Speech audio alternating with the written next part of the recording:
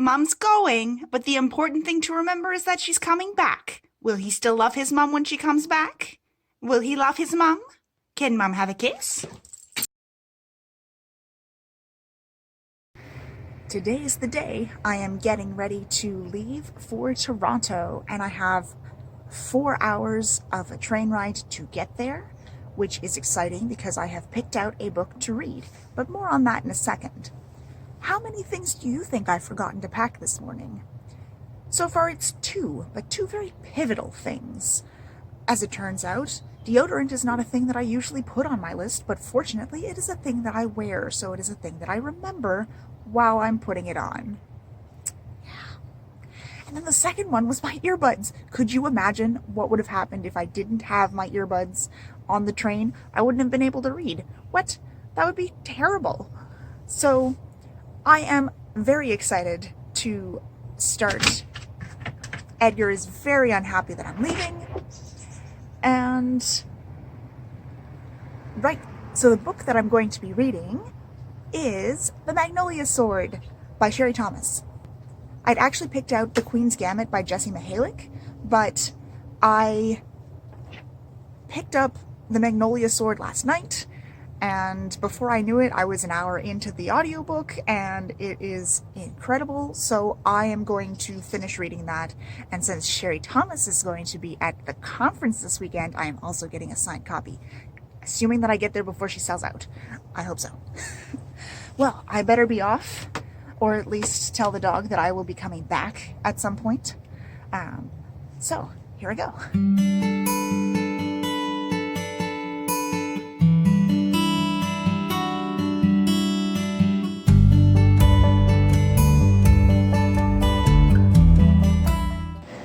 So I'm here embarrassing myself in the middle of Dufflet because I am reading The Magnolia Sword, and it is so good.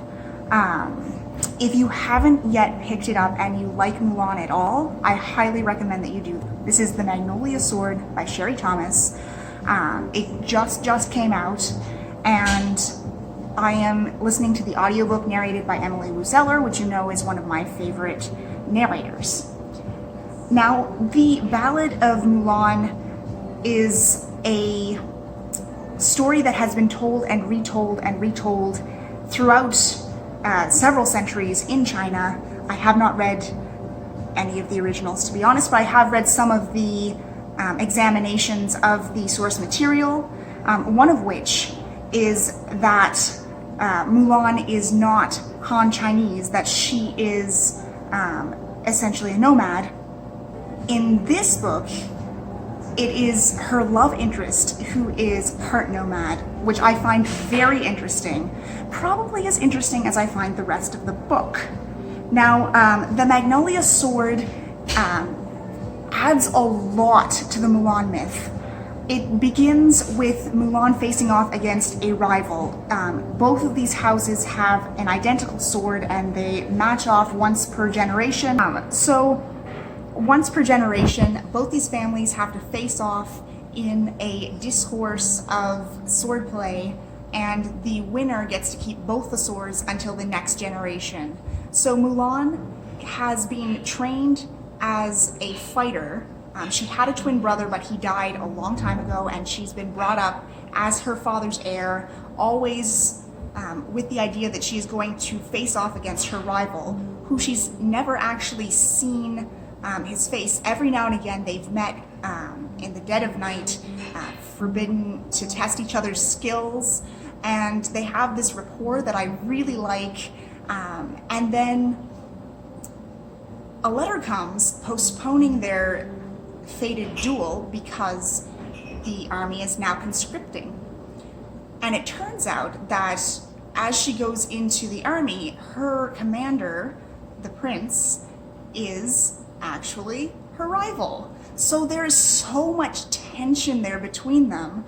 I'm not sure if he has known that she's a woman the whole time, or if he assumes that she's male and she's got special skills just like him. So they're going over the Great Wall of China into foreign territory to scout out, and it's really very interesting. There's this one point in the story where Mulan, because she's being conscripted into the army, has been trying to get herself the post where she will least likely to die.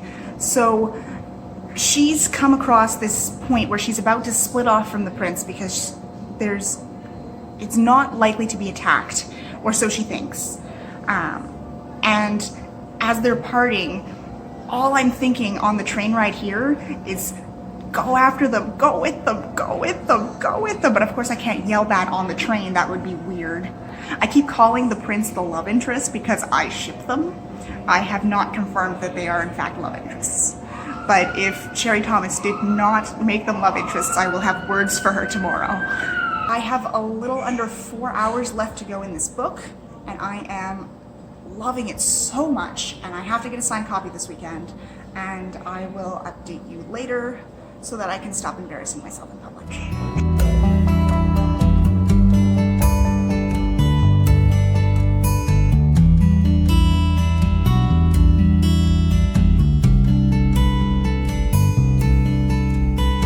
So I was going to film right on the balcony with that beautiful view, and then I remembered that I'm afraid of heights, and that's not the greatest of ideas, especially if I try to get that nice backdrop behind me.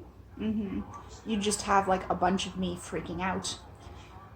So for those keeping track of how forgetful I am, I almost forgot my deodorant, I almost forgot my earbuds, I almost forgot my credit card, and I did forget my razor.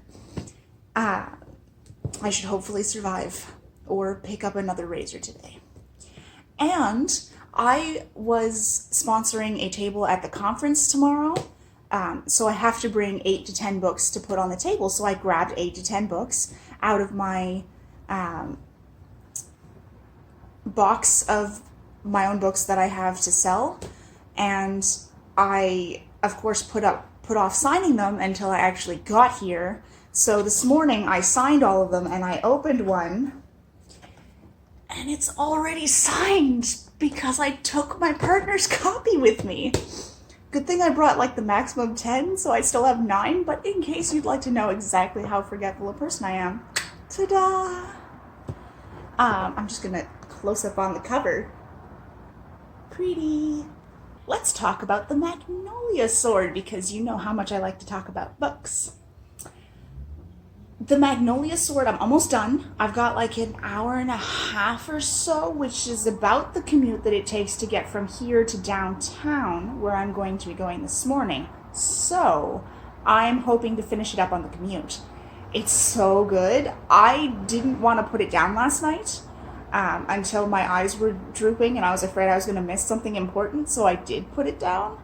One of the things that I like best about the Magnolia Sword is how it normalizes being queer, because it's just a little thing that's like on the periphery, but because Mulan is masquerading as a man and nobody knows, except possibly the prince, that she is female, they all assume that all of the market attentions that the prince is giving her are because he has feelings for a man.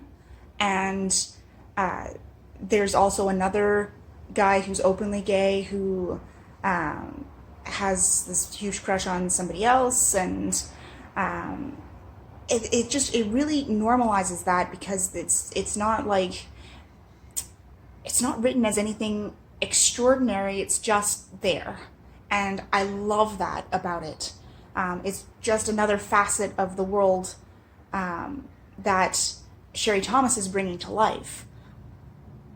As to the story, for the most part, it is incredible. There's this one part that I think was supposed to be a twist that I guessed way early on, but it hasn't really soured my enjoyment of this at all, because there's just so many different levels all the time. There's a lot of action, and then there's a lot of emotional connection between Mulan and Kai, who's, I now know that is the prince's name. This is not my fault, okay? She didn't know it was his name for a very long time. So there's some comedic effect, and then there's some romantic tension. And all around, It's really fast paced, but not in a way that makes you exhausted from reading it, because there's so many different levels of things that are happening.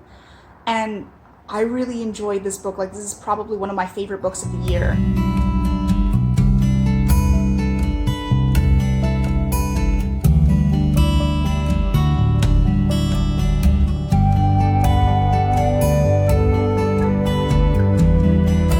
So I finished The Magnolia Sword. It ended beautifully. All of the threads and themes really came together at the end, and I was so satisfied.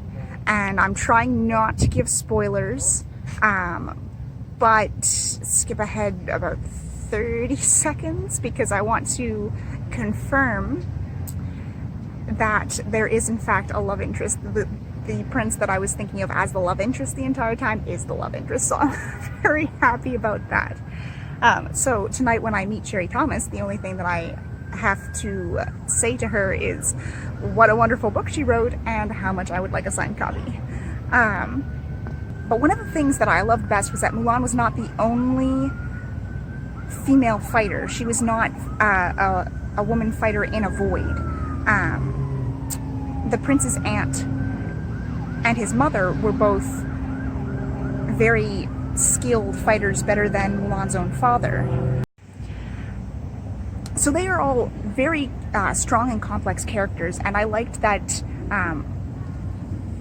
although Sherry Thomas really upheld the tradition of women being mothers and catering to their husbands and so on, that was prevalent in China at this time. She also stepped outside of that, not only with Mulan, but with other female characters, to show that there is a broad depth of the female experience, no matter what time period you happen to be writing in. I really liked the explorations of Mulan finding herself and finding a reason to be proud of herself, because her entire life she's been held up to the standard of her dead brother, so she's always tried to fill shoes that are not hers. And by entering into the army, when the conscription comes, she winds up finding a place for herself.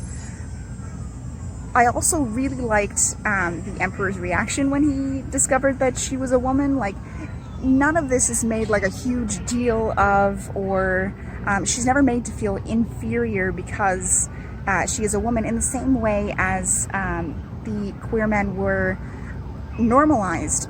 Mulan fighting was normalized, and I really liked that. This is a book that I'm definitely going to be rereading in the future. It is for sure one of my favorites. What is next for me today? I have that book signing to go to later this evening. I'm really enjoying my time in, I believe it's called Bellwood Park. It's a very lovely location. It was a great reading spot. I'm going to be meeting up with my aunt in a little bit to go to lunch, and I imagine in the afternoon I'm going to be starting another book. Unfortunately, I don't have something that's like all... The problem with finishing a really great book is that I'm going to have book hangover, and I'm afraid of picking up something and it not measuring up to the Magnolia Sword, because the Magnolia Sword was just that good. I'm going to be picking up The Handmaid's Tale because I do want to reread that before my library hold for the Testaments comes in. So I'm going to be trying that. I really enjoyed it the first time around, but that was, 10, maybe even 15 years ago. Wow. So I am looking forward to picking that up. But mainly I'm just looking forward to going to the book signing later today so that I can get some new books.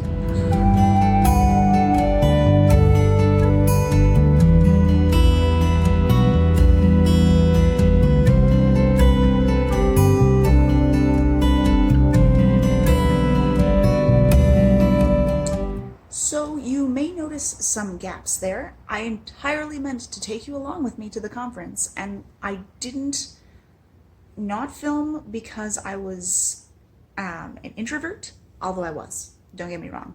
most of the time I spent sitting in the corner, but that's because my ankles hurt so darn much. If I ever travel again, I need a wheelchair. That's all I'm saying.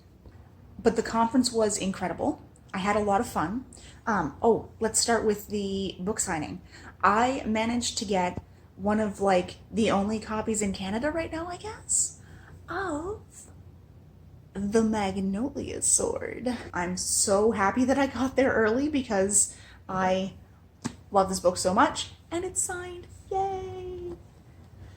And I got to meet Farah Heron, who is also funny and tiny. She's very small.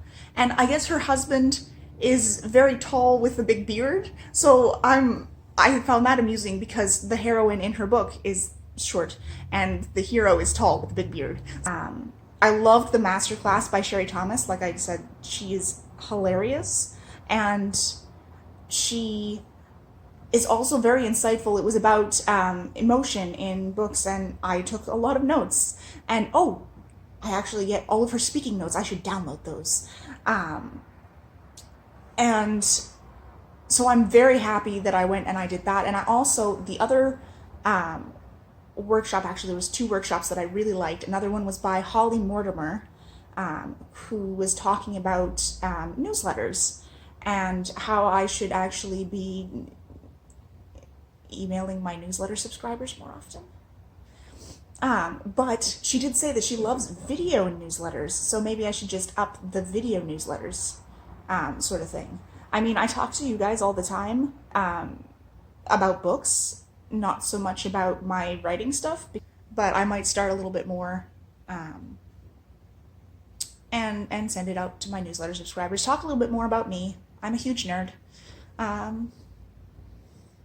Right, so, and then the last one that I really liked that I went to was a panel on rom-coms, which featured Farah Heron and Molly O'Keefe and Emily, I can't remember her last name. She's an editor with Mira, and she was very insightful. All 3 of them were very insightful about rom-coms versus women's fiction, and where the trends are heading and stuff like that.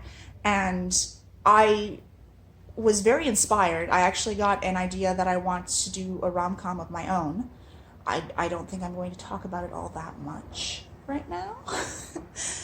First of all, because it's like a little tiny kernel in the back of my head, and I want to develop it a little bit better. I still need characters, and I need a better plot line. I really just have like the fact that I would like to include a rom-com featuring either a character with PTSD or a character with a disability, so that I can write from my own experiences. And it feels like I need this passion project right now.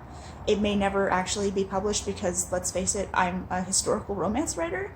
I do write historical romance, like rom-coms, but this one I was thinking would be more along the lines of the stuff that I'm really reading these days. So yeah, so I had a really incredible time. I met some fantastic people, and I look forward to coming back next year. I was talking to one of the organizers, and she was telling me who they have as the speaker next year, and I'm not sure if that's still a secret, so I will not tell you. But let's just say that the speaker that they've booked is a historical romance powerhouse, so I have to go. Like, there's no question of me not going. There's just a question of what mobility devices will I be bringing along with me, because this one hurt. And I feel like I might have said everything. Oh, what I'm reading right now, because this is a reading vlog. Yeah. I started The Handmaid's Tale again. I don't know if I'm gonna finish it. I remember really liking it the first time I read it, but I was a very different person the first time I read it, and it's really dark. And of course I knew this going back into it, but I'm afraid of continuing to read it and becoming triggered right? I don't know if I'm in the best place to read that book right now. So I will think about it some more. I'm still in the middle of Homodeus, which I started 2 weekends ago. Like I said, it was not the kind of book that you breeze right through. So I've been going back to that. I've only got like an hour left in it now. So I should be able to finish it on public transportation today. And just because I like to have something like super happy if the transportation ends up being delayed again, I downloaded the first Murderbot Diary again. This will be like my third or fourth time reading it. I regret nothing. I got a ton more books at the conference, but I'm going to do an entire new video telling you everything that I got there, and I'm going to Word on the Street today, which is a big book festival, and I will undoubtedly be getting more books, hopefully not more than I can carry. Let's find out.